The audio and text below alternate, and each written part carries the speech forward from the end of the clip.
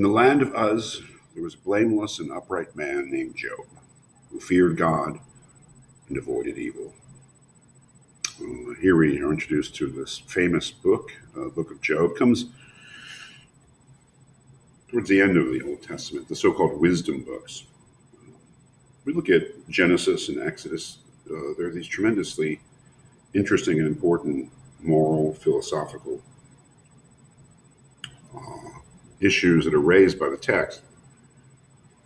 But this is a later thing, Job.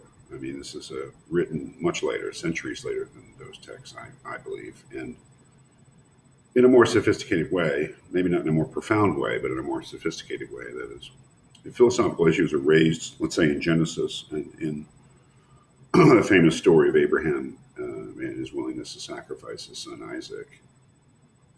Then in this book, they're raised in a much more sort of self-conscious way, and they're pursued in more detail.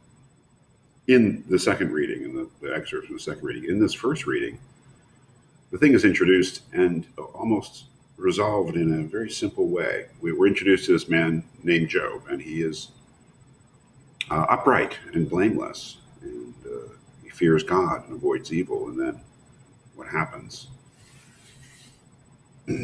Satan provokes God to do terrible things to him. But why? Oh, I love this section. One day, when the sons of God came to present themselves before the Lord, the Satan, the adversary, also came among them. The Lord said to the Satan, "Where have you been?" And the Satan answered the Lord and said, "Roaming the earth and patrolling it." The Lord said to the Satan, "Have you noticed my servant Job? There is no one on earth like him, blameless and upright, fearing God and avoiding evil." The Satan answered the Lord and said, "Is it for nothing that Job is God-fearing? Have you not surrounded him and his family and all that he has with your protection? You have blessed the work of his hands, and his livestock are spread over the land. But now put forth your hand and touch all that he has, and surely he will curse you to your face." That is an incredible thing where God says to Satan, or the Satan, "Have you seen Job? Isn't he? He's really noble and admirable servant of mine." And Satan says, "Well, why do you think he is? You've given him all these good things. Take them away, and he'll curse you to your face." And that starts the thing off. God has all his possessions stolen, has all his children killed, and then finally has covers Job with loathsome sores.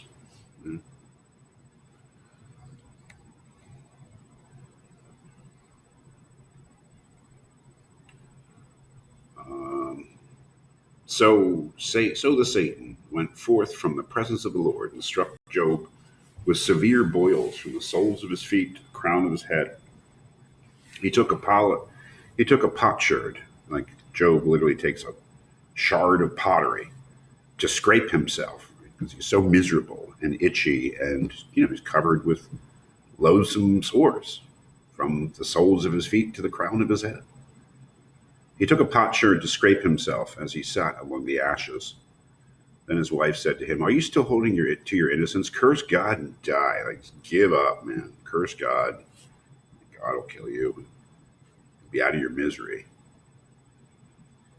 But he said to her, "You speak as foolish women do. We accept good things from God. Should we not accept evil?" Through all this, Job did not sin in what he said.